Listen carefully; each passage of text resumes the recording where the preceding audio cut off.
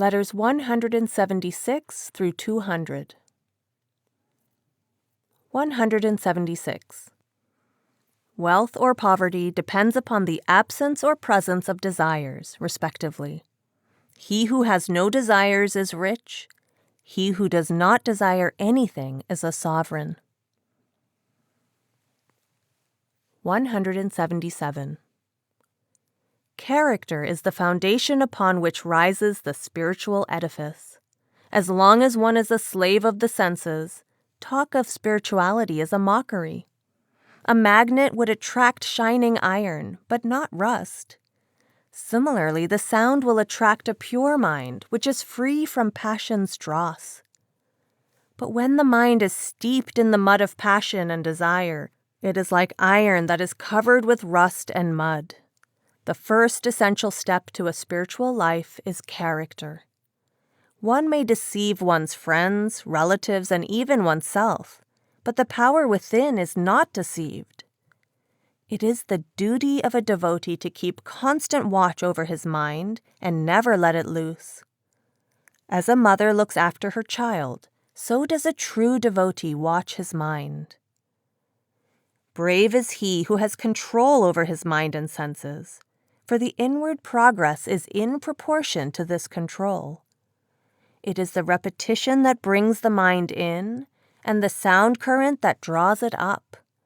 There are inexhaustible treasures within us all. 178. I am sure you will realize that the first aim and purpose of this work is to perfect your own mind and soul, so that you may rise from this material plane to higher regions and eventually arrive at your own real home, in the supreme region. That is vastly more important than having a home or husband, even more important than helping others. If your own soul becomes a brilliant and strong magnet, it will help and draw others. They will love you. But the best way to get the love of others is first to give great love to others. Then they cannot resist coming to you. This work is to develop the divine life that is within you and will exalt you. Then all else will follow. This work is not to help people in this world, so much as to prepare them for their eternal home above. All of this it will do. If this meets with your full approval, you may have the initiation. Write me if you have any further questions. 179. The Karmic Law of the Vegetarian Diet. A human being cannot comprehend the existence of God and His creation until he has succeeded in freeing his soul from the bondage of the 5 tattvas, the 25 prakritis, the 3 gunas, maya, and mind, all of which are enveloping it here. Not until he has emancipated his soul from every one of these covers and taken it beyond the sphere of mind and intellect, and opened his internal vision, is the soul able to know itself and understand what it is made of. After that, it becomes fit to seek its creator and to find the ocean from which it originally descended, as well as the means to regain it. Consequently, before a disciple has succeeded in getting rid of these chains, it will be sufficient for him to know that this world can be divided into 2 parts, land and water. Every grain, every plant has life in it. Hindu philosophy has acknowledged this fact since very ancient times. Dr. Bose has demonstrated this fact to the world by his experiments, showing that plants feel and breathe and have souls. If a ray of light is allowed to penetrate a dark room, it reveals numberless germs floating in the air of that room. The whole room seems to be full of this germ life. When we breathe, these tiny creatures go inside of us and die. When we walk, numberless creatures are killed by contact with us, and countless others are crushed beneath our feet. The same is true when we drink water. The microscope reveals myriads of tiny creatures in a tumbler of water, and these we drink to their death every day. souls would appear to be literally packed together in all space in our world. If we put down a needle point on the earth, countless germs may be found beneath its point. And so, in our world, life is everywhere destroying life. In such a world where one creature is destroying another, it is impossible to expect either justice or peace of mind. There is no rest or security anywhere. Therefore, when the ancient sages found that in this world creatures were destroying each other, they decided that it was better to give up the world. They found that in such a world there could be no peace of mind, and that it was impossible to find peace of mind in any worldly object, and that happiness lies within oneself, and in that ocean of which one is a drop. Therefore, the sages thought, so long as they were confined in the prison of this world, they would adopt the course which was the least harmful. That is, they would subsist on creatures the killing of which was the least sinful. They discovered that all living beings in this world could be divided into 5 classes as regards the composition of their bodies, the number of elements they contain. By elements, they did not mean the 90 or so elements discovered by modern scientists, but the main conditions or divisions of matter. There are 5 such classes of substances, according to their classification. Under Class 1 came all of those creatures in whom all 5 of these substances are active, that is, man. In the next class came those in which only 4 substances are active, and 1 is dormant. That is the quadrupeds. In them there is no sense of discrimination, as the Akash Tattva is dormant. In the third class fell creatures in which only 3 substances are active, namely air, water, and fire. It includes birds. They lack earth and Akash. The fourth class is made up of reptiles, in which only 2 substances are active, earth and fire. Then comes the last class, the 5th, in which only 1 element or substance is active. That is the vegetable kingdom. In them, water is the only active element. Experts have proved that in many vegetables there is as much as 95% water. When creatures of the other 4 classes are killed or injured, they cry out in pain. But not so the vegetables, though they have life. So the sages concluded that the eating of vegetables was the least sinful, the least burdened with karma. Although the eating of vegetables produces some karma, yet it is of a light nature, which can be worked off easily by spiritual exercises. They thus chose the course of least resistance, and so abstained from the killing of higher forms of life. The method of practice of the sound current is the only method by which to escape this jail into which we are born. This method is natural, and it was not designed by man. It is as old as the beginning of creation. The Creator is one, and therefore the way to reach Him is one, and it is in the interior of every human being. It is incapable of alteration, addition, modification, or improvement. Man is to reach the ocean of his origin by means of ascending the sound current, irrespective of caste, creed, nationality, or sex. It is a practice for the awakening of powers within us. By slow degrees, our soul will emerge from the grave of the body, or vacate it. In the body there are 9 outlets through which the soul communicates with this world, and these the soul learns to close and fix its attention in the eye center. Then it begins to traverse higher planes. When it attains Turyapad, it will acquire control over the mind, senses, anger, lust, avarice, attachment, and egotism. At present, the soul is under the control of mind, which itself is under the control of the senses. When we reach the astral region, after leaving the material plane, the soul gains control over the mind. When we get to and beyond the astral region, as well as the heavens and hells which are within the astral regions, all of these are left behind. The soul will then hold these in contempt and will go on to Brahmlok, the causal plane. Brahm is also below Par Brahm. Leaving Brahm, the soul will go to Par-Brahm, where it will be freed from all its shackles. On reaching Par-Brahm, all the material, astral, and causal coverings of mind and matter that envelop the soul are removed. Then the soul is pure spirit. This is self-realization.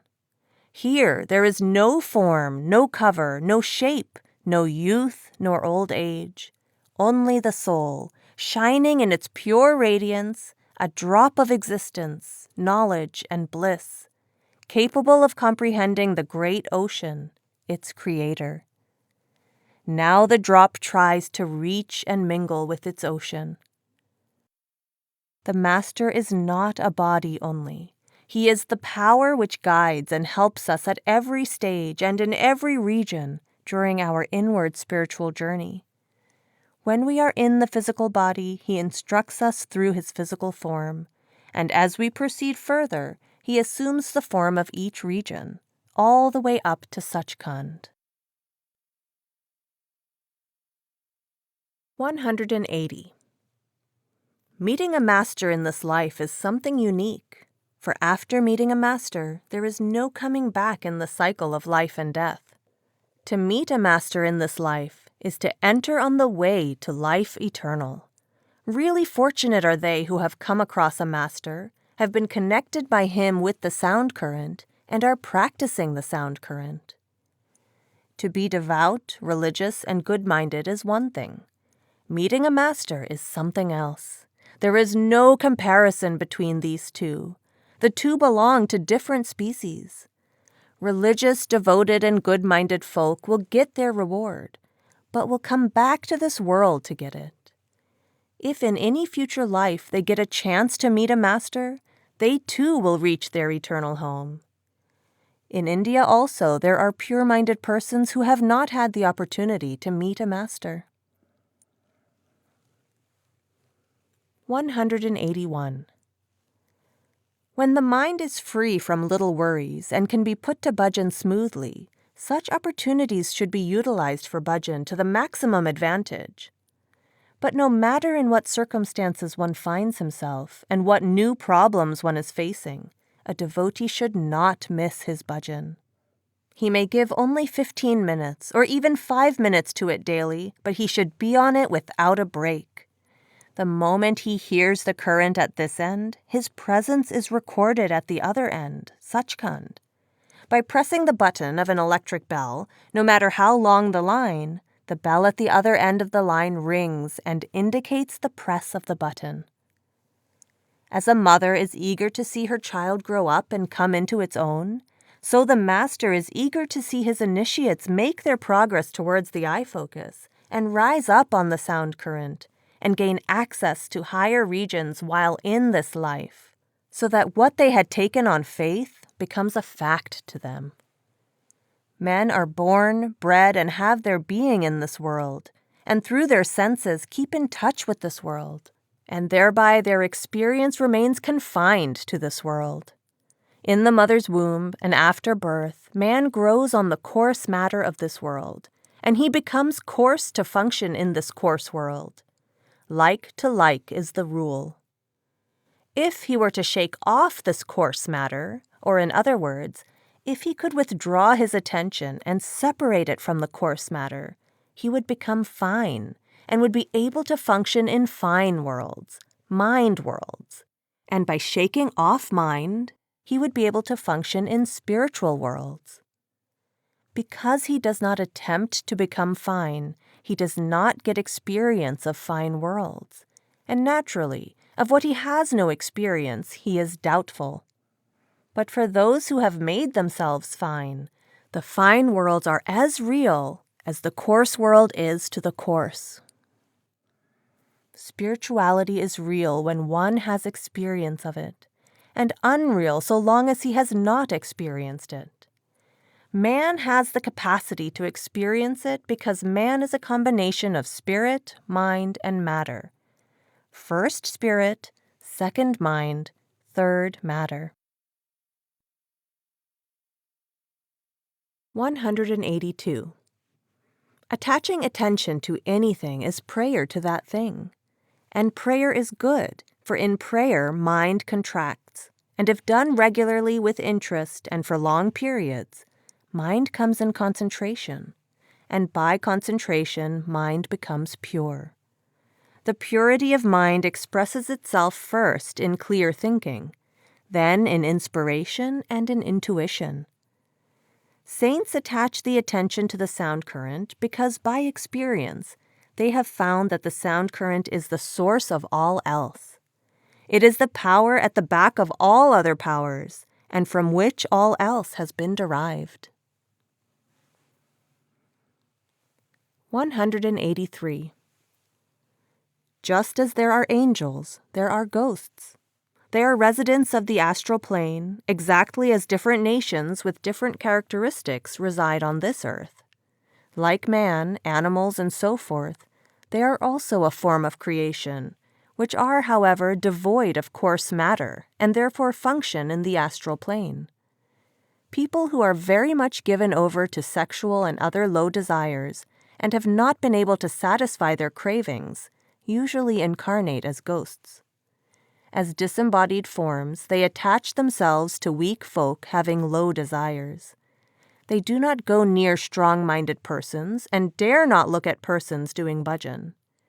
Ghosts find no place even in a house occupied by a person who does bhajan.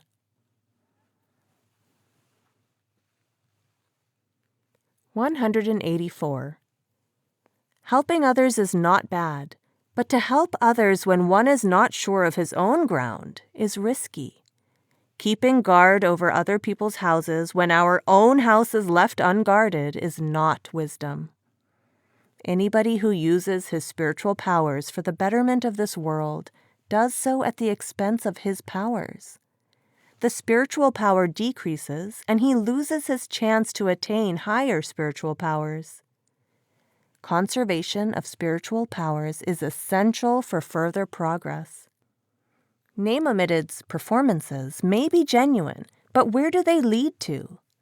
The healing power and such other demonstrations, however spectacular and impressive they might be, are really mental phenomena, a display of the powers of the lower or higher mind. The use and display of such powers is discouraged by the saints, as they are a great hindrance in the way of higher spiritual attainment. Would you accept shells, however beautiful, or copper, however glittering, when you can get diamonds and precious stones? Useful as his healing power may be to other people, it makes him work at a lower center and keeps his attention centered on the outside, in the physical or phenomenal worlds. This prevents him from going within and piercing the veil, and mastering higher truths and greater mysteries. But professional doctors, surgeons, and so on do not come into this discussion. Their profession is their karma. His conceptions of a group soul are wrong. Plants and animals have individual souls, like men, and these souls may be born as humans in course of time, or even in the next incarnation, owing to the special grace of a perfect master. And a human soul may be incarnated in the body of an animal or a plant. In the time of Rai Saligram, for instance, when an epidemic of plague broke out, the dearly loved son of a satsangi lay dying. The father was stricken with grief and would not be consoled, but the dying son was quite happy. "Grieve not, dear father, for I can see my past now, and know that death only means to me another opportunity to improve myself and complete what is begun. For in my previous life I was an acacia tree. A satsangi cut one of my twigs and offered it to a perfect saint, Swamiji Maharaj, and I was, in consequence, given the human body, though I remained rather dull. In my next life I will develop still more.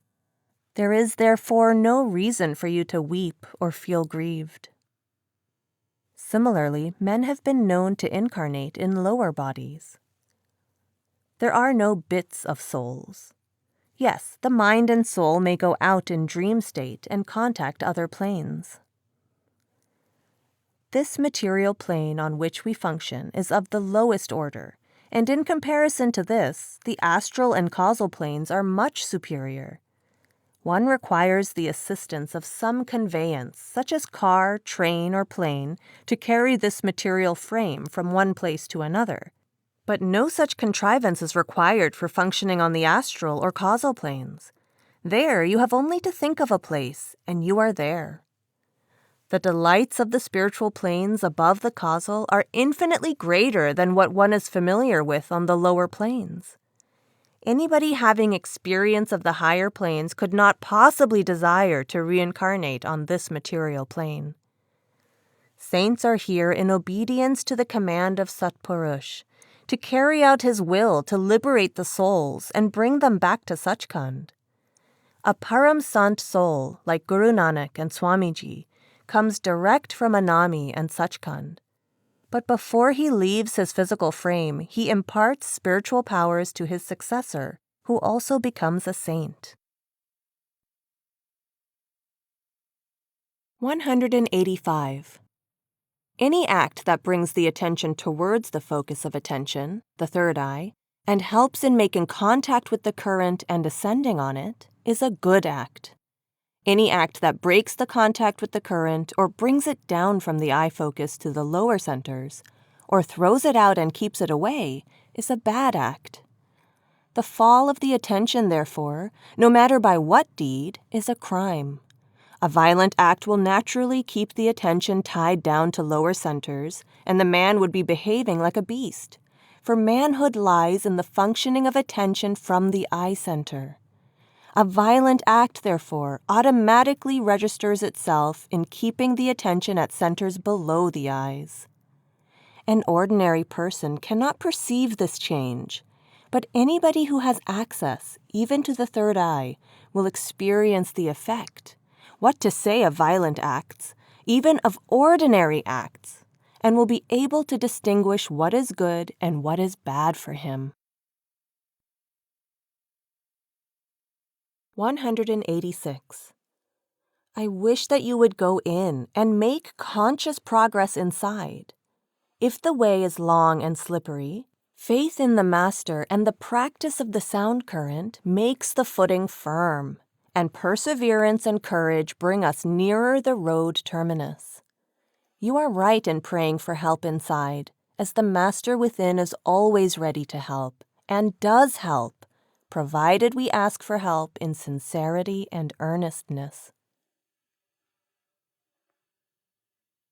187. Regarding your view that evil is a lesser good, according to saints, both good and evil are given up when the mind and soul go beyond Brahm. In the view of saints, good and evil create shackles for binding the soul to this world, and therefore both are to be eschewed as parts of the scheme of Kal, to keep the soul confined to this world. Higher up, all is God, and there is no evil or good, both of which are aspects of the mind. 188. Nobody working in the mind zone, karmic zone, can alter the course of life. There is no such thing as premature death. Only saints who work from the pure spiritual plane and are thus unaffected by karmic law have the power to alter the course of life. That is why we go to them for complete and permanent salvation. It is good to be kind to lower creatures, but if things are carried to extremes, this life would be unlivable and unbearable.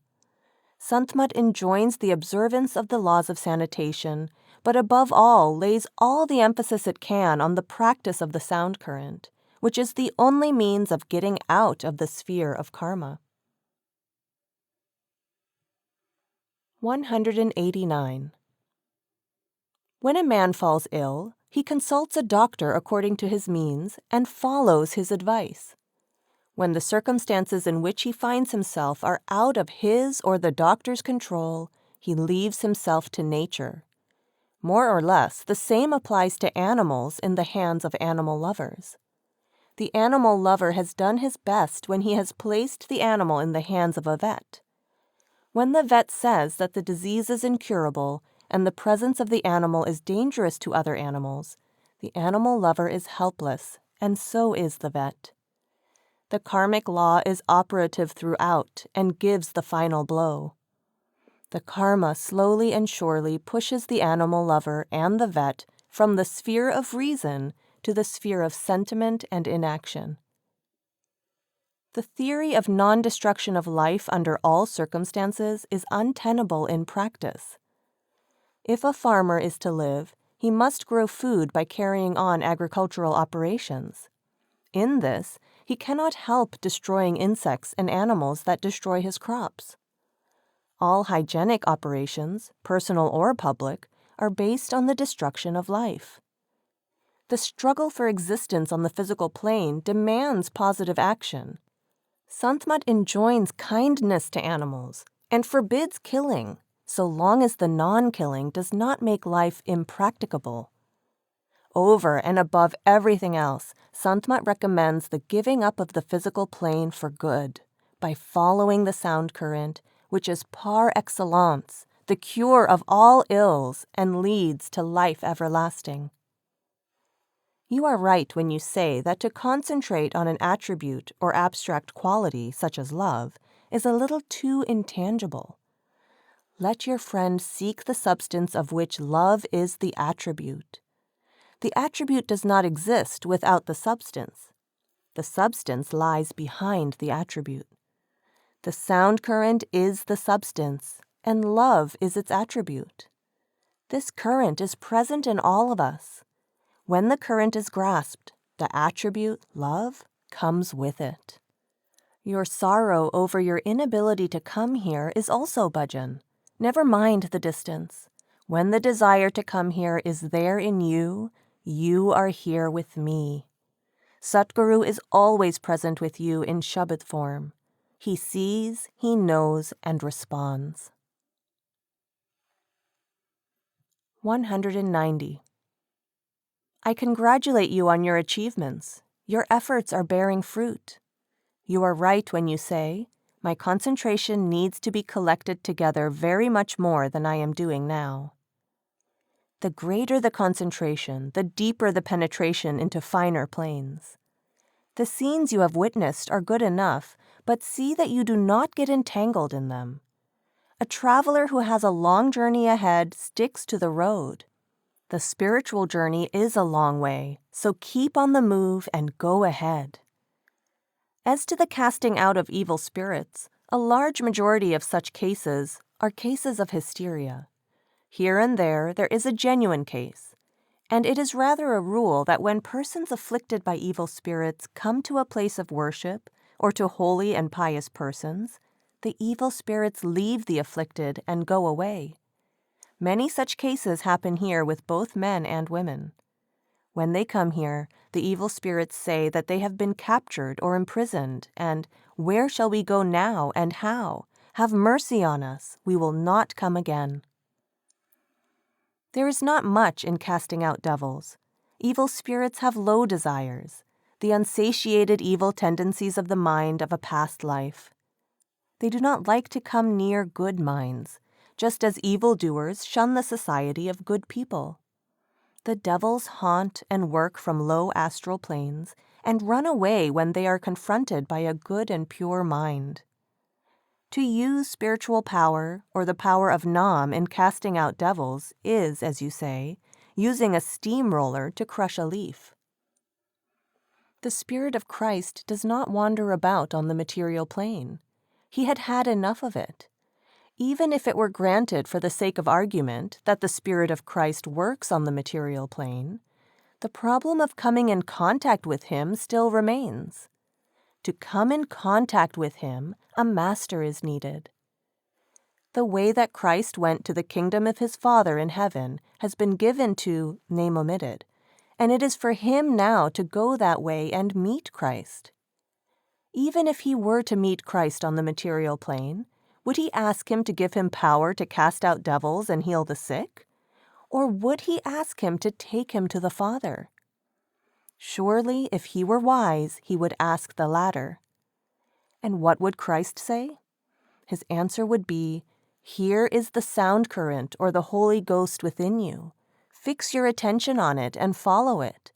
But first vacate the body and cast out the mind devil from you. There are no shortcuts here. You are perfectly right when you say that he should not ask you for help. He should develop the power within himself in the same manner in which you have developed it, by going within himself and becoming independent of you or anybody else. He should not expect any help from you. 191. Compared with Kabir's bold and fearless condemnation of extant religions, Dr. Johnson's criticism of the organized churches of Christianity would appear to be very pale, mild, and weak. When you happen to come to me, I shall read to you, in the original Hindi, Kabir's poems criticizing idolatry, pantheism, and other vices of the Hindu and Muslim religions, as well as other poems teaching higher spiritual life, which, name omitted, seems to have left out as he could not appreciate them. Kabir had reached the highest degree of sainthood, therefore he could not have described Brahm as the highest goal. Though it would be true to describe Brahm as the Lord of Triloki, 3 worlds, he is not the Lord of the 4th world, which is the pure spiritual region. Name omitted has failed to grasp the spiritual side of Kabir. What people generally call spirituality is nothing more than the fundamental moral code, which is a prerequisite to spirituality according to the teachings of Sant Mat. The people who live in the 9 apertures of the body and have not gone above the eyes have ideas and religious views which are of no importance in the eyes of those who have gone higher. All the religions are to be condemned so long as they do not grasp the fundamental truth of the sound current.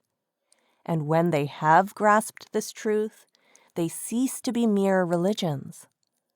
So long as people are caught in the meshes of religion, their eyes will not open. The mission of the saints is to free people from the narrow-mindedness, prejudice, and selfishness of religion and take them to higher planes. All the saints have raised their voices in condemnation of the bigotry and other evils of religions, as reform is not possible without this condemnation. If saints did not condemn idolatry, telling of beads, reading of holy books, and such other practices prevalent in almost all religions, as an end in itself, they would be failing in their duty and most people would be left in darkness. 192. So long as the soul is within the boundary of Brahm and has not crossed the boundary into Par Brahm, Daswandwar, it is subject to the cycle of births and deaths. Only the saints are emanations from Satlok, the pure spiritual region, and they can take their followers beyond Brahm. There is no harm in wearing fur or leather garments, only the killing and eating of living creatures is prohibited. 193. It was learned on inquiry that you are feeling depressed. The cause of this depression is sadness and lack of concentration. You know that one comes to the satsang so that, attaining the wealth of Parmarath, he should consider the world and worldly things of no value, but should make use of them according to his needs. He should bear with contentment and gratitude all worldly shocks, sorrows, and joys, health, sickness, and trouble, and whatever comes his way. Rather, a satsangi should so behave that he should not be overjoyed if he is granted the kingdom of the whole world, nor should he be the least bit concerned if it is taken away from him. The abhyasi, devotee who performs his spiritual practice, has to navigate the whirlpools of pain and pleasure, honor and contempt, grief and joy, in the ocean of existence. If he is lily-livered, he will not succeed. He should fortify his heart by spiritual practice and face the vicissitudes of life with grit and patience. Recognizing the Supreme Being as the prime mover in all affairs, he should acquiesce in his will. So do not be weak-hearted. Hold patience and contentment in your heart, and perform your worldly duties. Forget all worries and do your job according to routine. Whatever comes to man from the Lord is the result of his own actions, and the Lord makes him go through them for his own betterment. On such occasions, although it is sometimes a bitter pill, he should acquiesce in the will of the Lord. If, on the impact of worldly events, he loses concentration and becomes conscious of joys and sorrows, then it is apparent that satsang has had no effect on him so far. Take courage and strengthen and elevate your mind, and perform your duties faithfully.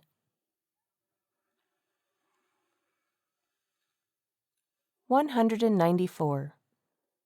In your letter, you gave a description of a dream and realized the force of repetition of the 5 names, which dispersed the evil spirits, while the first name alone was not sufficient. Why? The sound current is continuous, from top to bottom, from the 5th stage down to the eye focus. The sound differs because it passes through different media, hence the 5 different sounds. In the 1st and 2nd planes, there is Maya, of course less in the 2nd stage in comparison to the 1st. And for that reason, the first 2 names are insufficient to release the soul from Maya. In the 3rd, 4th, and 5th stages, there is no Maya. These names, therefore, are effective. I am very glad to know that you remembered the names in your dream and succeeded in conquering evil influences. Again, you say, why did I not hear the sound when I repeated with such one-pointedness? In the waking or conscious state, the soul is at the eye focus. In the dream state, it is lower down, and in deep sleep, it is in the heart and navel centers. As it goes away from the brain and descends down into pind, it grows duller. At the throat center, it is in a semi-conscious state, and imperfect memory only remains. Below the eyes, there is no sound. Sound will be heard only above the eyes and in a state of consciousness when the attention is in the sound current. Soul is like a balloon, which has an upward tendency always. Like an inflated balloon, it is held here by chains of mind and matter and the paraphernalia of senses and objects. Sometimes it so happens in sleep that the mind grows dormant or is in a state of peace. At such times, the soul, being free, begins to rise up alone. It sees the light and scenes in the upper planes, but does not catch the sound. Sound can be caught fully only in the superconscious state inside and above the eye focus. But the moment the attention is off the sound current and is directed towards the scenery of the astral plane, it is in a derailed condition.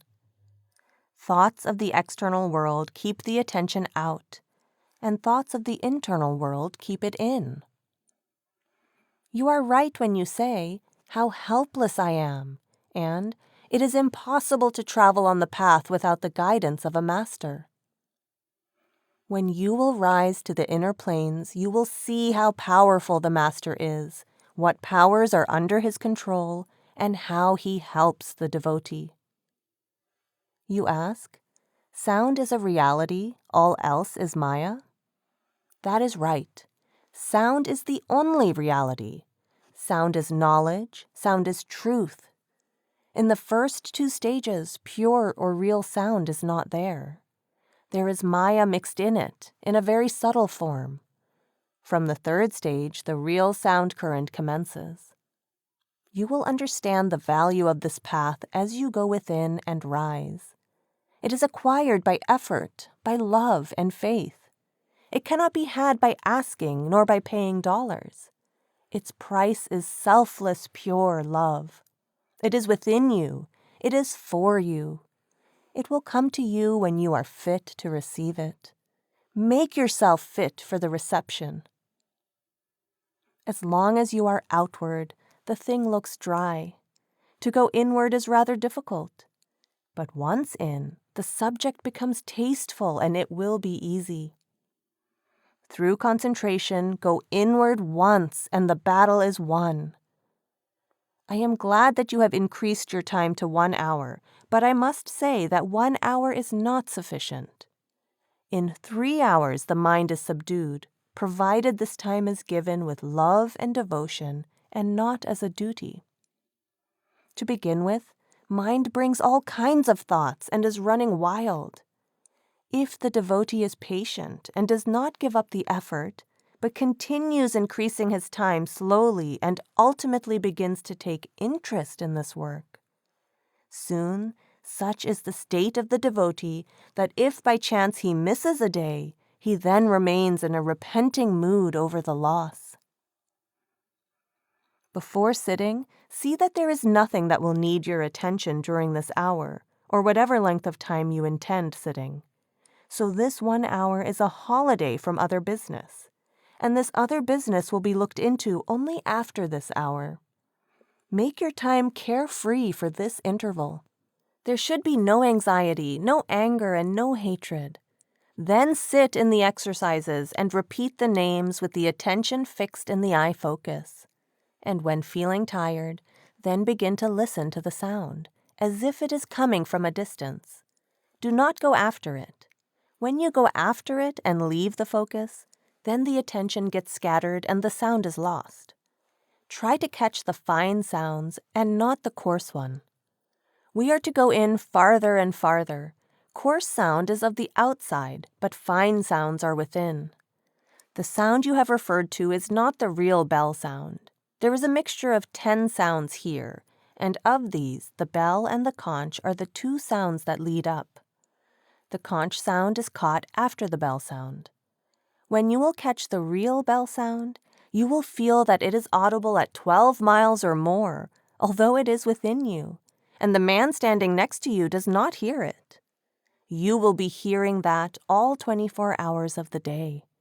Stick to the focus and catch the fine sounds. The bell sound will come in its time. Again, when you see a form within, repeat the 5 names to see if it is from the positive or the negative power. Forms of the negative power must disappear on recollection of the 5 names. Concentration by itself is a great force. It brings in the scattered mind and soul. Pleasure and the power of miracles will be before you, and the negative power will request you to use them, but they are not to be utilized. The time spent with them is time lost. They emanate from the negative power, and these are the means by which the negative power keeps the soul entangled and stops its progress. So if someone offers anything within, it is not to be accepted. Don't even dream of accepting anything within. 195. I am glad to receive your letter and to read that your faith in the Master is firm, and you are busy with the exercises despite the infirmities of old age, and that you long to see the Master's radiant form and hear his melodious voice. Rest assured that the Master is within you and is watching you and will not leave you alone. He knows his part well and is playing it. Have courage. There is no room for despair here. The Word is the foundation on which the whole visible and invisible structure of the universe is resting. Everything has sprung from this Word. The Master is the embodiment of this Word and is one with it. Your karmic debt is being paid up, and the more you pay here, the better, for then the rise hereafter will be unhindered. I fully realize your situation. When life ceases to have any charm, but instead feels burdensome, when memory is failing and thoughts are not fixed, much of this life is gone and little remains. Try to surrender your will to his will, so that the moment he calls you, you are ready to go with him.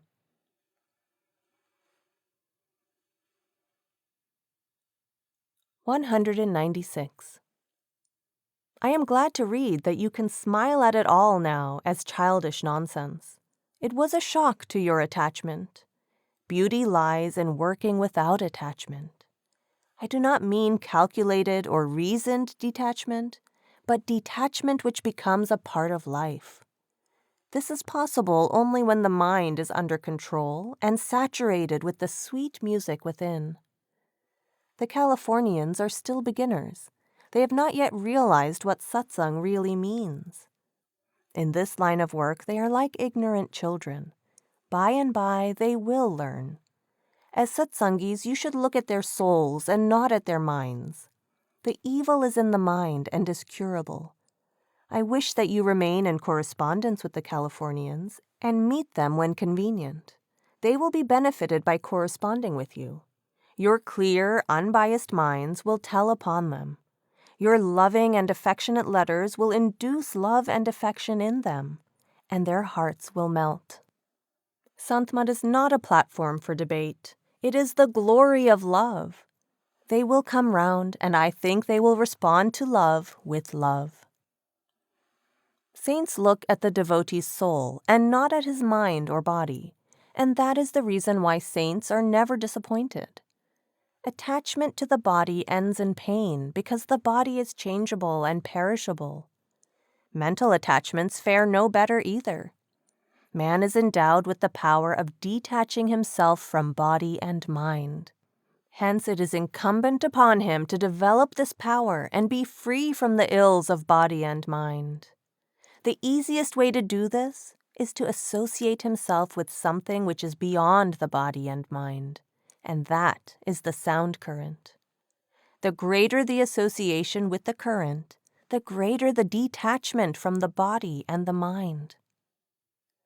The world has never been kind to saints and their real followers. The great Guru Nanak was made to grind corn in a jail, was refused shelter by villagers, and so forth. Guru Arjan was made to sit on a hot iron plate. Shamsi Tabriz was flayed alive. Mansur was blinded and then beheaded. Christ was crucified. What to say of the harsh words? But what was the response of these great men? Christ said, "Father, forgive them, for they know not what they do." You may ask any question you like. There is no restriction. Your question as to whom to look to for guidance if the present master goes out of life is very appropriate. The master leaves the physical form in his own time as other people do, but remains with his devotees in the astral form as long as the devotee has not crossed the astral plane. All internal guidance will be given by him, and it is he who will come to take charge of the soul at the time of death. A devotee who rises above the eye center now and meets him daily will meet him inwardly there as usual. The master will continue to discharge his inner duties of guidance as before, only he cannot give instructions outwardly for the simple reason that he has left the physical vehicle. The functions which would be performed through the physical frame only will now be done by his successor. All outward guidance will be done by the successor, and the devotees of the master who is gone will love the successor no less. They will get the benefit of the outward instructions from the successor. Correspondence also will be done with the successor, and you will know who the successor is. As to your inquiry about myself, I have asked the secretary to reply to you directly. I will, however, repeat that I am no incarnation. Incarnation usually means a representative of the power Brahm. I am no adept either. I am a humble servant of the saints, and in Sant Mat no one says anything regarding himself. Guru Nanak says, "Father, I am at thy feet. Have mercy upon me." 197.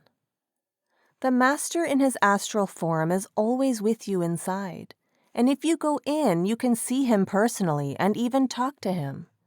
The answers to your problems are: 1. Yes, the master never dies. While living, he helps his pupils externally by means of sound advice and guidance. He also helps them internally in his astral form after they have gone inside.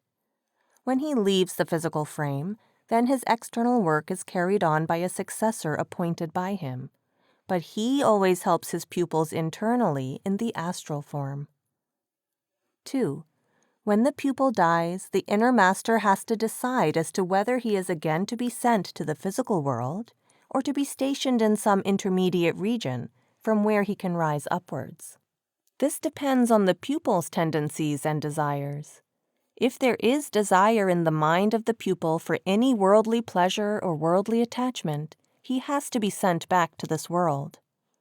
As on rebirth, the memory of his previous birth is washed away. He has to get initiation again from a living master. But on rebirth, he is bound to get initiation and begin his course again from the point where he left it during the previous incarnation. 3. Yes, the obligation does not come to an end until the pupil has reached Satlok. Even if the obligation is transferred, it does not matter to the pupil because the masters are all one and the same. The real master is Shabbat, word, which never dies. 4. He need not know. When he gets initiation in the second incarnation, he will be guided by the then master. 5. Has already been replied in number 2 above. When the pupil has crossed the second stage, he need not be reborn. It may be pointed out that after the master has left the physical body and his successor has come in his place, the pupil initiated by the deceased master need not contemplate and concentrate on the form of the successor. He may continue to contemplate and concentrate on the form of the master who initiated him. Posture. Any posture in which you can sit comfortably will do. You can get a chair made with cushioned arms on which you can rest each elbow and close your ears and eyes with your fingers. The object is to get concentration, and any posture which can bring it about is sufficient. But sitting on the feet is considered to be helpful in concentration, and in this posture the sound is clearer. The reason seems to be that in this posture one remains free from sloth and feels alert. No doubt it is difficult for you, but I could give 3 hours at a stretch in this posture. You may give only so much time in this posture as you comfortably can. The distance between the feet should be so much as to keep the spine erect and straight. At first it seems very difficult, but as the concentration grows, the position naturally becomes right.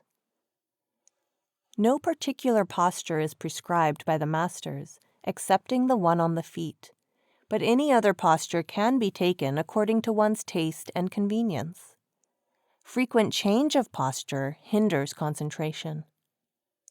Yes, not a single case of toppling over has come to my notice. In India, a large proportion concentrate in the prescribed posture. Food. Yes, extracts of cod liver and so forth are to be avoided, but they can be prescribed to non-initiates. There is no restriction regarding wearing apparel. The master is not allowed to accept anything for his personal use or for his family. He lives upon his pension or private earnings. At repetition, the 5 holy names are to be repeated without any thought of light or sound. Whether slowly or rapidly does not matter. What matters is that no idea should be allowed to arise in the mind during repetition. When alone, repetition may be done so that others cannot hear. This habit aids in concentration. Listening to a gong does not aid in concentration. After practice and repetition, the sound will become audible. There is no A after Sat in Satnam. PH in Gufa should be pronounced like PH in philosophy. CH is to be uttered as CH in rich. Yes, Radha Soami is the name of the highest master and is used in greetings here. 198. I very much appreciate your spirit of inquiry, your devotion to spiritual work, and your anxiety to go within. My time is at the service of seekers after truth. Therefore, there is no question of annoying me by putting questions. A father is never annoyed with the sweet prattle of his children. He loves it. I welcome your questions. Some of them are answered below. Others may be put again when you have made some progress. For then it will be easy for you to comprehend the answers, and perhaps it may not be necessary to put them. They will have been answered automatically. 1. As you are not accustomed to sit in this posture, you may at present take support of a wall, or better, place a cushion of suitable thickness under the hips to take the weight of the body off the feet. When you have adapted yourself to this posture, you will find it ideal for hearing the sound current. 2. As the vital current is withdrawn from the body, the arms and legs should go to sleep, and finally the whole body. In the beginning, one feels pain, and this is natural when the vital current leaves any portion of the body. This pain and numbness of the limbs and the body are signs of the withdrawal of the vital current. But one should not mind this pain and should bear it. Attempt should be to pay no attention to it. If the attention is held in the eye focus, the pain is not felt. With the increase in practice, the pain will disappear and you will enjoy this sensation of numbness. One should not be afraid of the pain or the withdrawal of the vital current. No person has died so far when sitting in bhajan. In time, light will appear in the eye center and the soul will find its way in, and you will feel that this body is not yours. You are separate from it, and the body is the dead body of someone else. 3. When your concentration is almost complete, then, in place of darkness in the eye center, sparks and fleeting flashes of light will begin to appear. And then light will be steady, and the soul automatically will leave the body and enter the Tisra Til. You should continue looking at the light and repeating the names so that the mind does not wander. As said above, you should simply look at the light and continue repetition, and should not put any pressure or strain on the eyes of the body. Please make no attempt to take the soul up by force. The soul will find its own way. 4.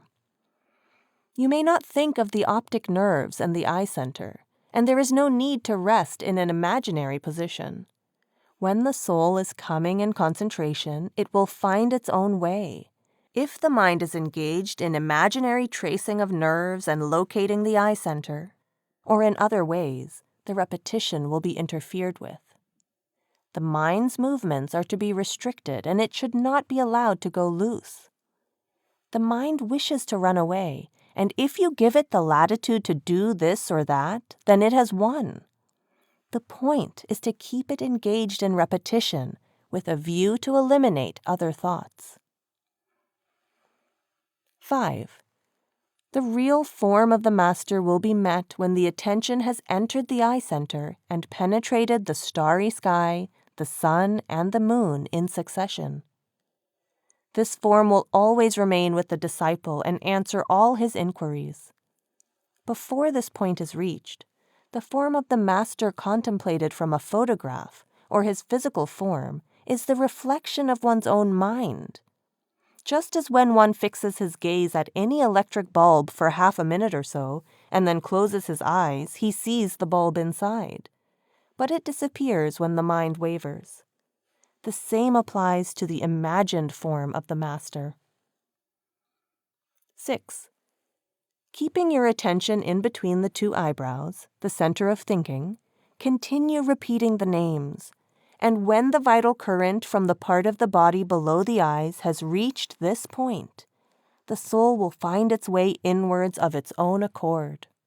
You simply hold your attention there and continue repetition or hearing the sound, one at a time, and the soul will be lifted up automatically, and the sound will leave both the sides, the right and the left of the head, and will come from the middle of the head. 7.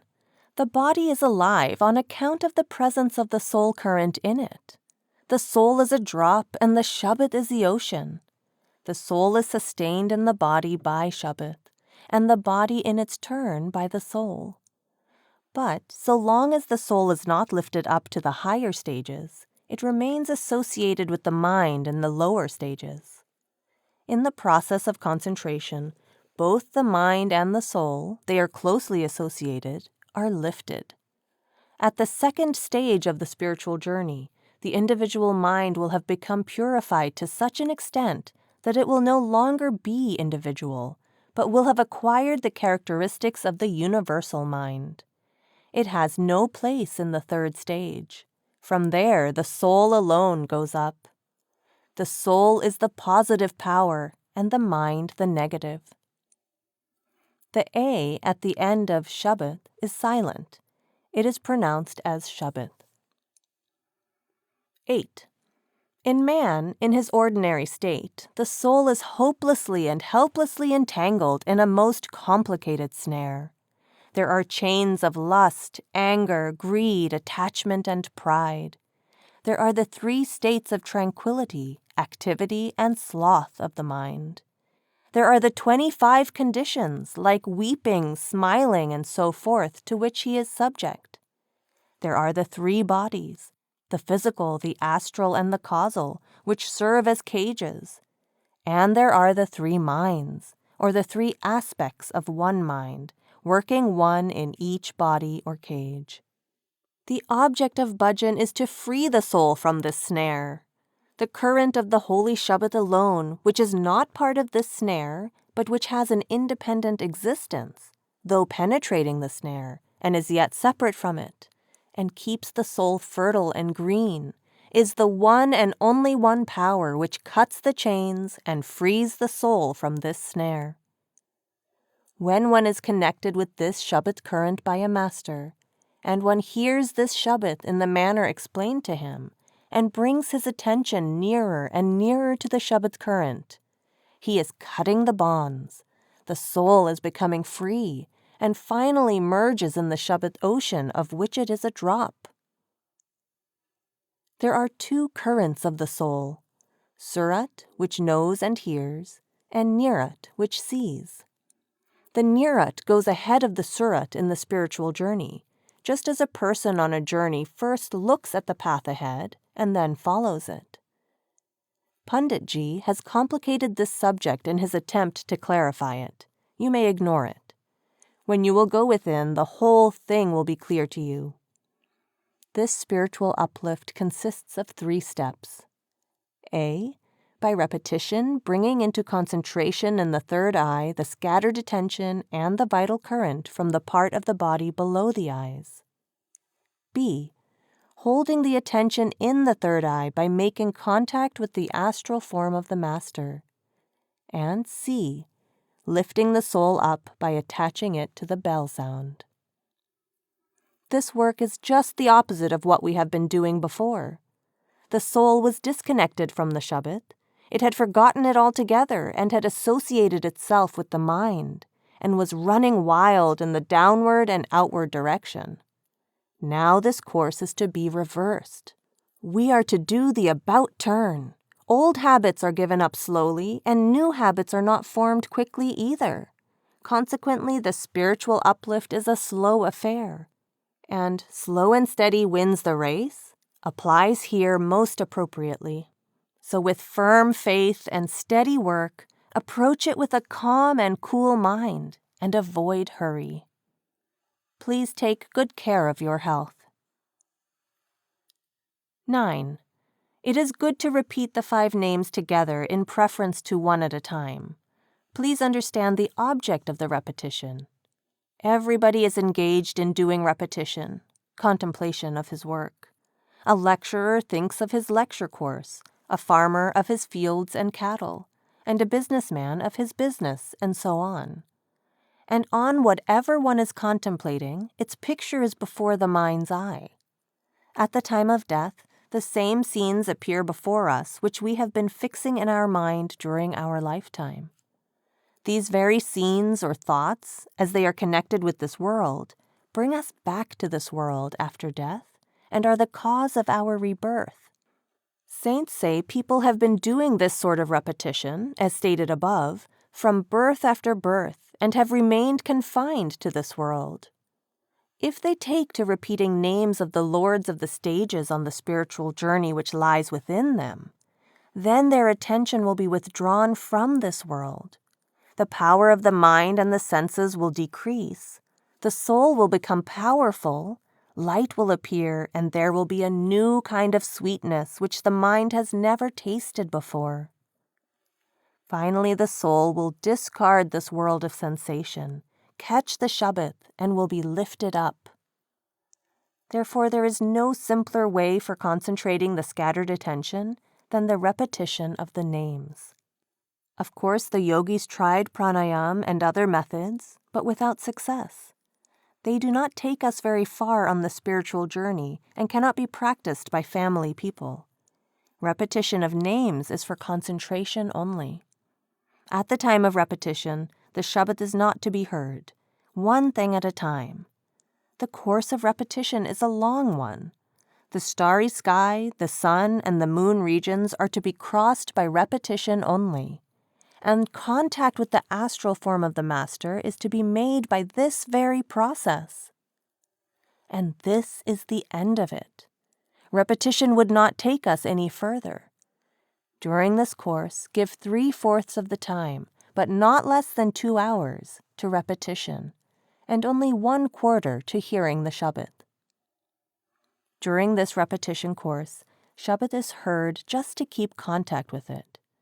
The Shabbat at this stage does not pull up or lift the soul, because the Shabbat current is feeble and the soul is firmly held by the senses and the objects thereof. The feeble current has not much pull in it.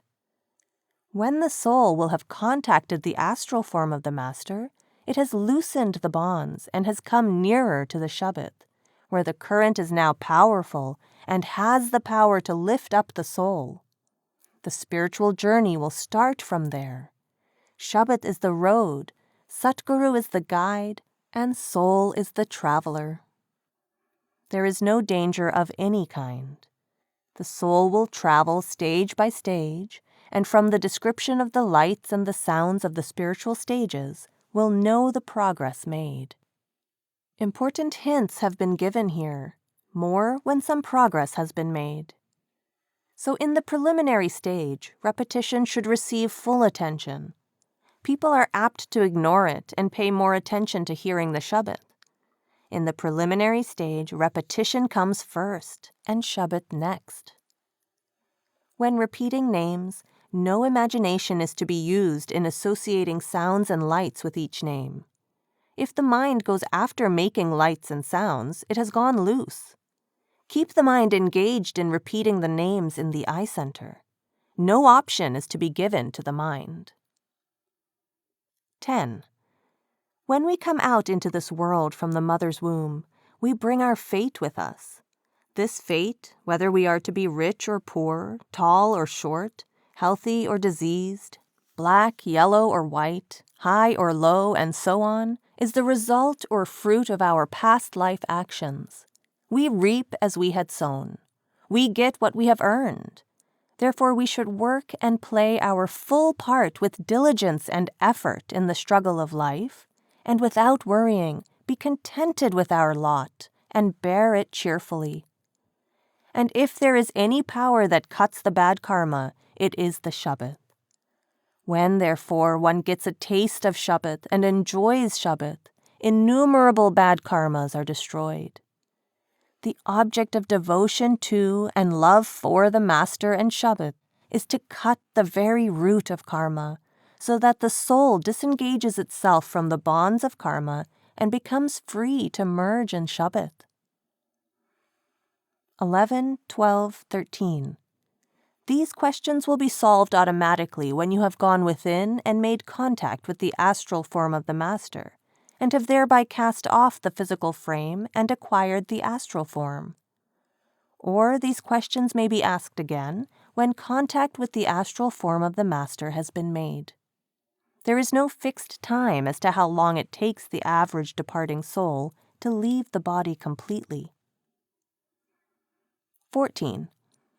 There are 5 elements: earth, water, fire, air, akash, of which the material world is made up, and according to elements there are 5 classes of creation. In man, all the 5 elements are active. In animals, 4 are active and 1 is dormant. In birds, 3 are active and 2 are dormant. In insects, 2 are active and 3 are dormant. And in vegetables, 1 is active and 4 are dormant. It is difficult to understand it intellectually, but it will be comprehended after going within. The rise from which animal to man, or fall from man to which animal, depends on karma. Good karma lifts up, and bad is the cause of fall. 15. So long as the soul is entangled in forms, physical, astral, or causal, it has sex. But in higher spheres, when it is free from bonds of mind and maya, there is no distinction of sex. The sex changes according to karma. Sex is not a fixed thing, that male shall always be male and female always female. The outlook on marriage, on male and female, on unions, love, likes and dislikes, and mine and thine, changes rapidly with the entry into the third eye by contacting the astral form of the master and hearing the bell sound. What man had called his own, and had longed to be with here and hereafter, now look like strangers. As many births, so many fathers and mothers did we have, and so many wives and many more children. We had such relations when we were insects, birds, and other animals, and it is no achievement to be proud of if we have them when we are in human form. If the human form is the top of creation, it is for the single reason that man has the capacity to catch the Shabbat and rise on it to reach his origin. If this has not been done, man has missed the golden opportunity and has remained a 2-legged animal, a slave of the senses and the objects of senses, like other forms of creation. He will be man when he has risen above the senses, when he is no longer a slave of lust, anger, greed, attachment, and pride, when he has made his mind motionless, when he has entered the third eye and heard the bell. With every step taken on the spiritual journey, he is coming into his own by casting off the heavy load of matter, physical, astral, or causal, which really is not a part of him, but which the soul takes up as tools to function in the causal, astral, and physical worlds. When contact with the astral form of the master has been made, the outlook, which is now based on the experience gained in the world and the worldly relations, is that the master and the Shabbat are the 2 real friends and companions who are here with us and go with us after death. All others have their limitations. It does not mean that he has an aversion for others. He does his duty by them, but knows their true worth. He is in the world, but not worldly, outwardly attached, but inwardly detached, like a duck in water and yet not wet. In the experience of saints, one Shabbat is the creator of all that has been created. All creation to them is Shabbat. They see Shabbat in action everywhere. All forms of creation in the highest and the lowest stages are different aspects of Shabbat. 16. Just as on the physical plane there are continents and countries with their different types of population, the same is the case on the astral plane. One such place is the heaven inhabited by Huris. Muslims call it Bahisht and Hindus call it Swarag. Difference in name, but place is the same. The place is subject to karmic law and transmigration. It is not a permanent abode and not worth living in, but a place to be shunned, a design of the negative power to prevent the soul from going up. The whole astral plane is subject to the 5 passions, the same as the physical plane. 17. Sant Mat does not advocate asceticism, nor is it helpful. A settled means of income with settled home life give comforts which are conducive to bhajan. They are denied to ascetics. As said elsewhere in this letter, old habits go slowly, and new habits are not formed quickly either. The training of the mind, like the training of a horse or like the training of a child in making them useful, is a slow affair. It is a lifelong work. Slow and steady wins the race. When Shabbat practice becomes tasteful, all other tastes become flat. 18. There is antagonism between Nam and Kam. Nam is another name for Shabbat, and Kam means sex lust. Nam or Shabbat lifts the soul inward and upward, and Kam pulls it downward from the eye center. The sexual relation of husband and wife has been very much misunderstood and abused. In this respect, a biologist even treats man as an animal and calls this relation a mere biological function and no better. He is yet ignorant of the higher potentialities of man. Those who are familiar with this great aspect of man have treated this sexual relation as something sacred and laid down rules for preserving its sanctity. Man dissipates himself and his energies in sexual intercourse. He would be healthier if he were to conserve this energy and would be godlike if he were to use it in spiritual uplift.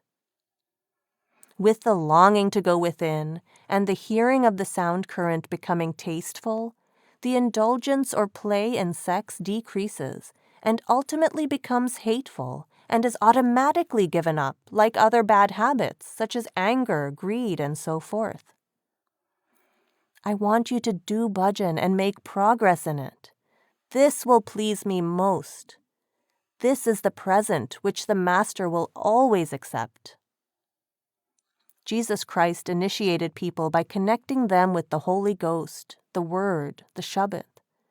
Therein lies his greatness, and naturally only those who have some experience of this Shabbat can appreciate what service he did for people. His Sermon on the Mount is good. It is a moral teaching which can be lived in practice on the strength of Shabbat only. If Shabbat is missing, no one can live up to this moral teaching. I wish you could make the eye center your home, make contact with the Shabbat, and become a true Christian. The Simran, or the repetition of the names, will cleanse your abode in the eye center, eliminating other thoughts. The stars, the sun, the moon, and the Master will decorate it. There are 10 different sounds going on ceaselessly in the eye center. You have experienced some of them. Out of the 10, only 2, the bell and the conch, are to be sought out. The other 8 are to be rejected. The bell and the conch will take us to the regions above. Others are local.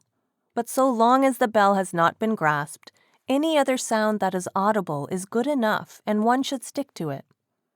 When the concentration will increase, this audible sound will give place to some other finer than this, and that in its turn to something finer and sweeter still.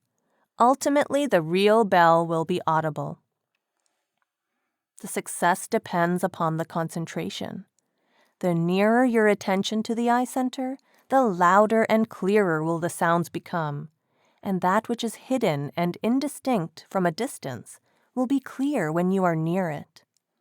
Light will also increase with the increase in concentration. All the instruments used in an orchestra are audible when we are close to it, but only the drum when we are far off. The same is the case here. When our attention is held in the body, we are far off from the eye center, the place of the inner music. And when the attention has vacated the body and is concentrated in the eye center, we are close to it. Every time we are in the eye center, we can sort out and catch the bell sound. But when away from this center, we miss it and others as well. The sounds are there all the time, only we are out. Regarding perspiring profusely during meditation, particularly around the head when the room is not hot, you attempt to go within by forcing your attention inward. Any strain or pressure or force, physical or mental, should be avoided in attempting to concentrate. Sit in the eye center with an easy mind and repeat the names. Concentration will follow as a matter of course. Cycling is easy, but look at the man who is learning to ride a cycle. He is perspiring because he applies his force wrongly. I am very pleased with your work. You may write as often as you like. Your letter is always welcome. 199. Before sitting down for meditation, please clean your mind of all mental fogs and worldly attachments. Concentration would then be easy and quick. Saints are love personified, and they love not only their disciples, but all creation and all around them. They look upon the whole creation with love and kindness. To the Master, his spiritual children are dearer than the offspring of the flesh. The latter are entitled to his worldly property, but his spiritual children would succeed to his spiritual wealth. You, as disciples, are dearer to me than my own sons.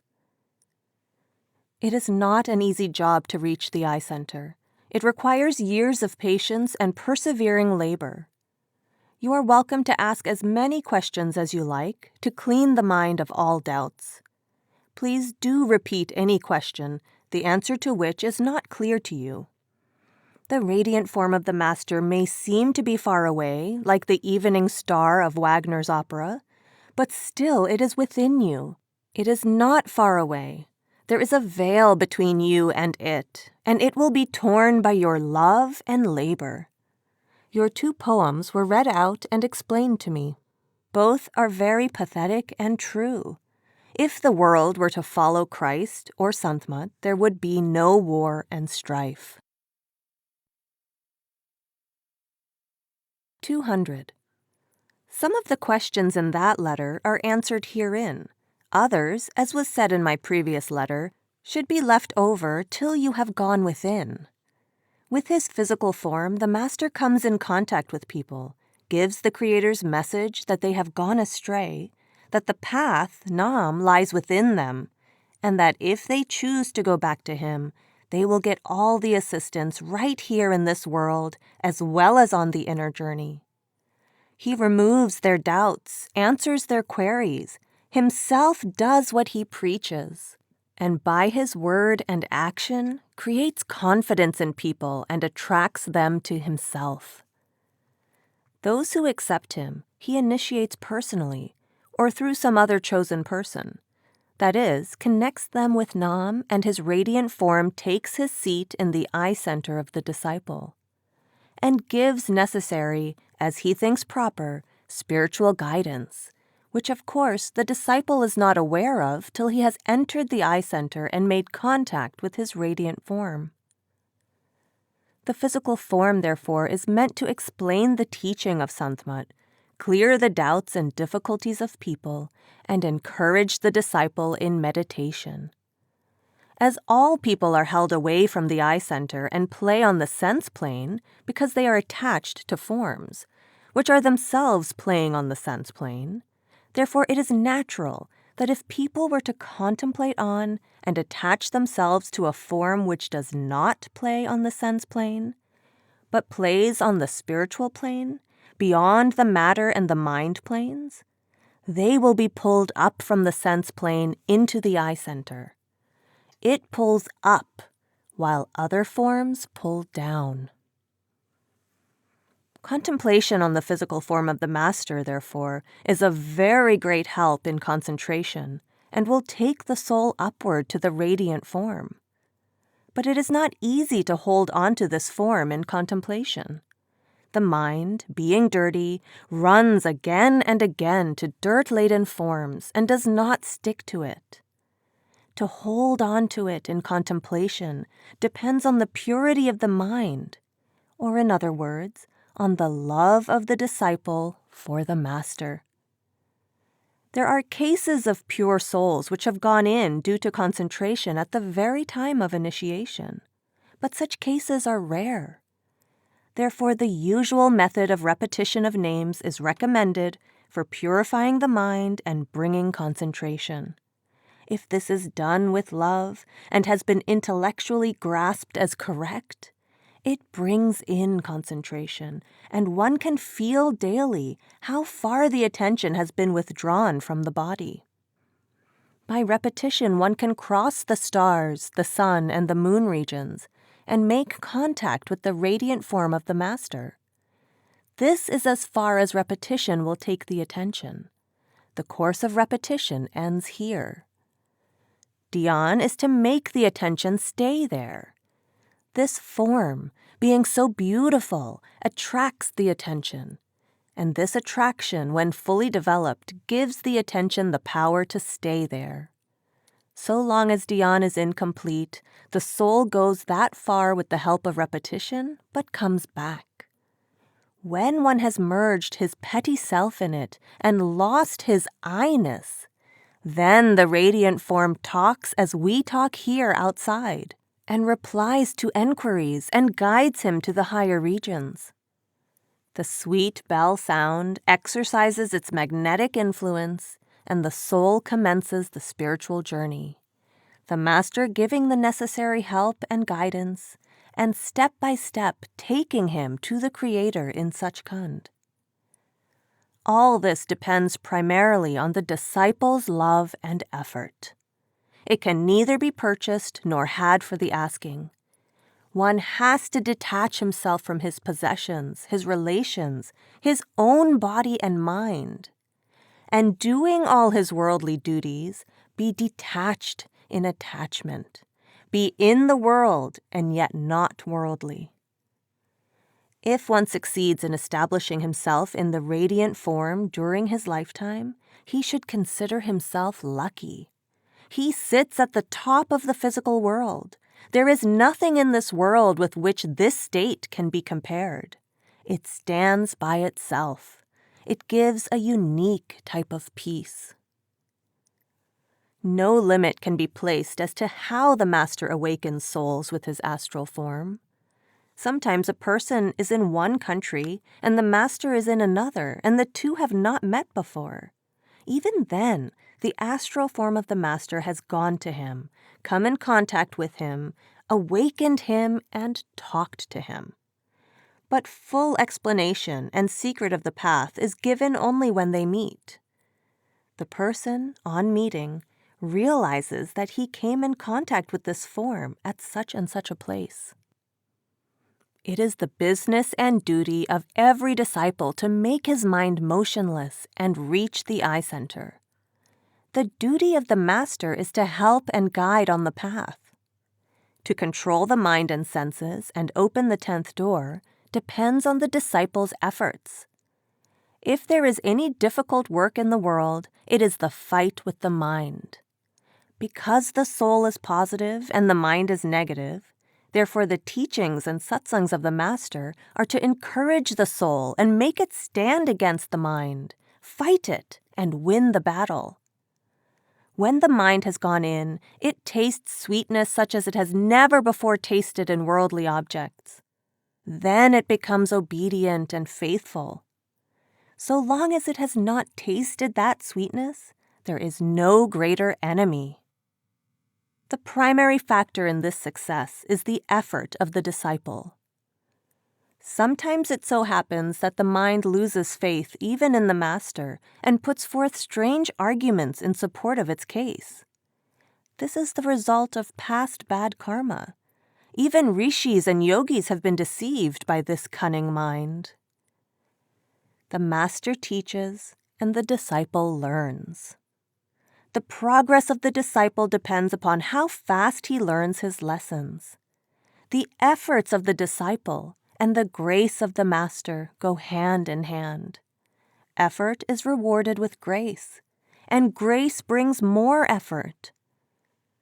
When a laborer gets his wages after a day's work, is the Master so unjust that he will keep back his grace from a diligent disciple?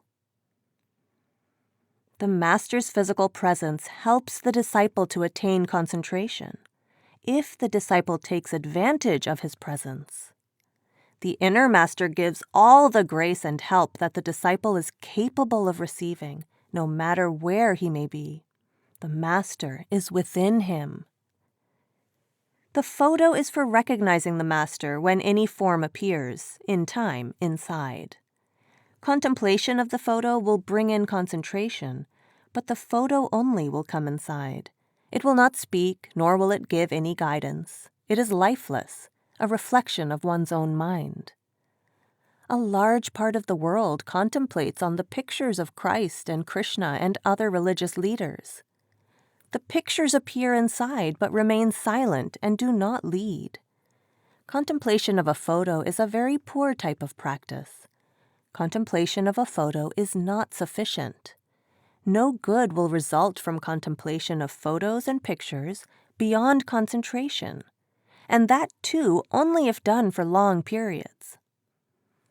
The contemplation of pictures of past masters long dead, where even the pictures are imaginary, is absolutely useless, and the picture of the living master is useful only in recognizing him when any form appears inside.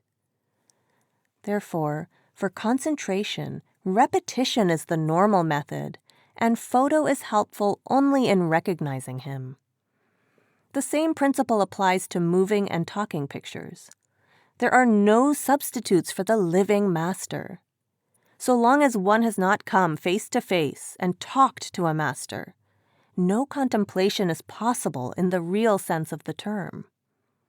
When, by repetition, one goes inside and meets his radiant form beyond the sun and the moon regions, the photo will help in recognizing him. Surat means soul. The bell sound is Shabad. When the soul hears the bell sound, it likes it and loves it. On hearing it, the mind and the soul begin to stay inside, but the sound will not lift them up because they are not in its magnetic sphere. It is heard from a distance and has no pulling power. Therefore, one has to go to it by crossing the stars, the sun, and the moon with the help of repetition, and stay there with the help of dhyan. The lifting of the soul to higher regions is the business of Shabad. The master gives help and guidance, and Shabad lifts up. If there is no lift, there is not much good in hearing the Shabad from a distance. The hearer is in Pind, and the Shabad comes from Und. The hearer has no control over it. If sound is audible at the time of repetition, then pay no attention to it. Pay attention to repetition only. When listening to the sound, then pay attention to sound only and ignore repetition. One thing at a time. Only one work can be done at one time attentively and successfully. One moment attention in sound and the next moment in repetition is not proper. The prayer wheel is a useless thing. We are to bring the mind and the soul in concentration within us. When attempt is to hold the attention inside, who is there to attend to the prayer wheel outside? So long as the 1,000-petaled lotus has not been reached, the bell sound is to be listened to, and from this lotus onward, the conch. When one is in dream, the attention is in the throat center, and when consciously awake, the attention is in the eye center, so one can easily distinguish whether one was in dream or was awake. There is no end to the scenes and sights within in the region of the eye center. The scenes are the creation of the 5 elements in their fine form, just as the scenes in the physical world are due to the coarse form of the 5 elements. One should not pay any attention to them. The progress on the journey stops when a traveler busies himself in sightseeing. If the scenes and sights come in the way, let them come, but pay no attention to them. Pay attention to repetition. The soul rises on the current of Shabad and returns on the same current. It has 4 rates of speed, like that of 1. The ant in Pind, 2. The spider in Und, 3. The fish in Brahmand, and 4. The bird in Sachkhand, respectively. The ant rises on the wall, falls and rises again, a slow and laborious process. This is our state in the process of withdrawing the current from Pind, that is, from the 9 portals of the body to the radiant form of the Master. In Und, the soul is like the spider which comes down from the roof to the floor, goes up again on its own fiber, and is independent of the wall. In Brahmand, the soul is like a fish which goes upstream.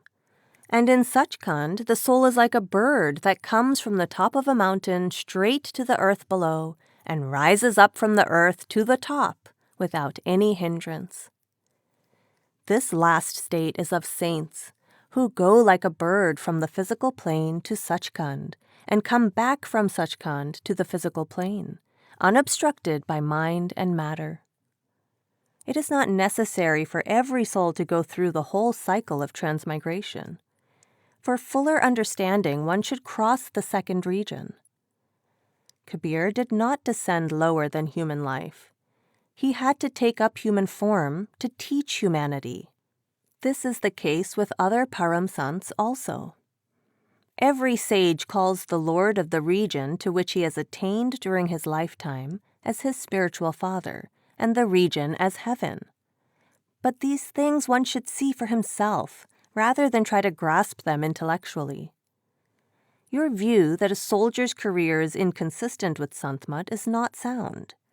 Guru Jamal Singh had no hostile feeling towards the opposing combatants.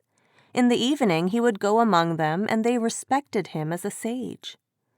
A soldier is like a sword in the hands of the commander. The sword is not responsible, and the soldiers have not to account for their actions before call. Again, whatever one does with the permission of his master, the master is responsible for the consequences. The governance of this world is in the hand of Kal, and he has so arranged that no soul should go beyond his sphere. We should avoid injections so far as we can. Such minor points should not be stretched too far, for if we do, we are soon lost in detail. Life would become impracticable, and Sant Mat unworkable. Emphasis should be on the practice of Nam and on going within, anyhow. If we stick to the trunk, the leaves and branches will take care of themselves. And after all, injections are not so mischievous as evil thoughts are. God is one. The structure of the human body is the same all the world over. The way to reach God is through the human body. Nam is the way within all. Therefore, it is one and the same for all creation.